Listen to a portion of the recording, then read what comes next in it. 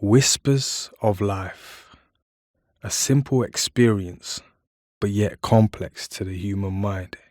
A journey through emotion and pain. A journey through sunshine and rain. A journey through multiple chapters planned out before our eyes. In this documentary, you will get to know how a young lad from the estate changed his perspective towards this so-called life experience. A very insightful, treasurable quest, a path of awakening, a constant unfolding path that leads to answers through wisdom and understanding. When music joins forces with life, the trail becomes more interesting. More discoveries are made and more in depth we go into what we are looking for. It all started with a companion, a fellowship, a friend, from where I got my first ever kickstart. That push, like when someone pushes a stalled car. It is wonderful for someone to tell you you have what it takes to do this special thing. That's what happened to me. I was told, I was reminded that I had what it took to start this musical journey. All I needed to do is write one line, and that one line would become a whole structured song. Did I know this would have happened? Absolutely not. The universe works in mysterious ways. Hey. My interest in rapping became bigger, moment by moment. Not to ignore the hardships of personal life. There was something inside me that kept me going. I was very privileged to have access to hip-hop tapes and vinyls, listening to the greatest MCs like Run DMC, Grandmaster Flash, Beastie Boys. All these legends sparked inspiration within me. I was very fanatical about writing, about meaningful topics, and also the lyricism that came with it. The English language was the foundation to my artistry. Then later on, Punjabi was introduced.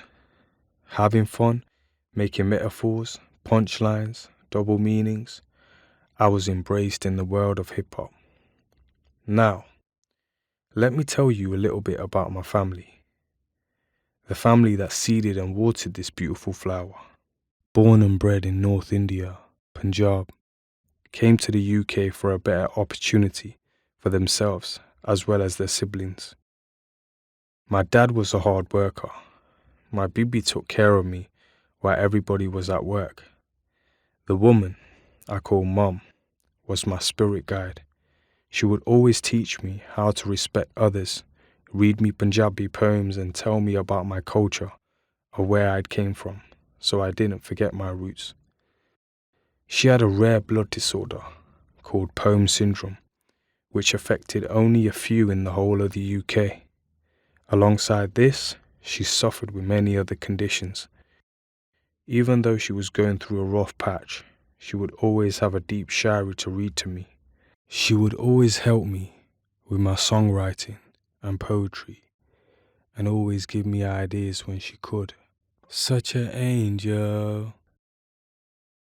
As I was walking firmly on my musical path, focused in what I was doing and wanted to say on each record, some people easily manipulated my vision. They tried to tell me conscious music isn't going to take you anywhere. I started to believe them. After a while, I drifted away from the music I loved and accepted the music that was niche at the time, which was all about personality, status, rep, and swag. All this became norm to me day by day. I became lost for a long time until I found myself again. I found myself. Meditation entered my life, even though there wasn't a keen interest. The route was already mapped out. The more I meditated, more clarity and wisdom poured into me, like tea pouring into a teacup. It flooded me with so many great ideas. I started to write everything I could remember. Punjabi and English language were like healing tools that I could use to express myself. Express yourself. After my mum's passing, I started to have deep realizations about life and death. Signs were thrown at me from all angles, and I started to become strongly aware of them. My bibi, my brother, and my bapu, my father, supported me in what I was doing, so I never had a doubt in my mind this creative journey is not for me. I started to sink into Punjabi culture deeply, learning phrases, expressions, to incorporate them in my lyrics. Believe me, the energy I was getting from my meditations made me write some amazing songs. Dela da fakir, shari jimehir, sone da amir, te kani da vazir, sahara hai makodda, ohi karan jo minu bogda, ਕਿਸੇ ਦੇ ਅੱਗੇ ਨਹੀਂ ਝੁਕਦਾ ਡਰ ਹੈ ਕੱਲਾ ਉਸ ਰੱਬ ਦਾ. Wow, I'm not blowing my own trumpet, but va be va. While I was wandering like a nomad for many years in forests and nature, I lost touch with my writing. But a few writer friends had the ability to write inspired me by their own work.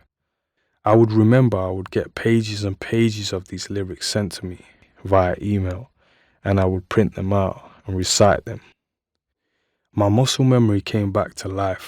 I started writing again, and I started to do some self-acting where I would use the scenic view in front of me, imagining it as a mirror. I was exposed to so much creativity that was buried inside of me.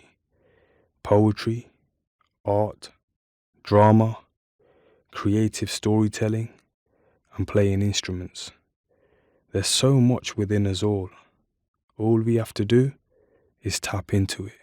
Illustrator the Desi rapper transformed into Breathe, just like a caterpillar into a beautiful butterfly. I started to read up on ancient civilizations and watched videos on how people back then used to be in harmony with nature. The tribes from Indus Valley, Sufi mystics from Iran, Aztecs, Native Americans, Peruvians, Nubians from Africa. What was interesting about these cultures was the beautiful patterns they created and weaved. There was a whole language behind patterns and colors.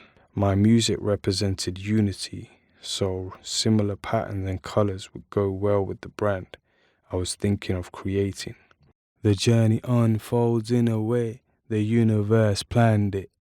After experiencing life's toughest lessons, I wrote songs through pain and discomfort, which later resulted in a solo album called Whispers of Life. Songs like Del da Fakir, of being a master of your own destiny, to songs like Shisha, a storytelling song about a girl that was picked on by a bunch of school kids due to a displeasing appearance. Every song was touched with strong feelings and energy. That's right, strong feelings and energy goes hand to hand. That's what makes you incredible artists. Now I'm on the verge of releasing the album in 2 parts, Volume 1 and Volume 2.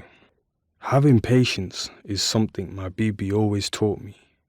May I carry this with me wherever I go. Thank you so much for viewing this documentary. I hope whoever's viewing this takes something with them. Giving a special thanks to Arun Shukla, Terry Mardi, Agyapal Bafchi, Romy Benz, Lovely Singh, Anil Mahi, Bibi, Bapu, Mum, and many others that gave me guidance and supported me under their wing. Until next time, breathe.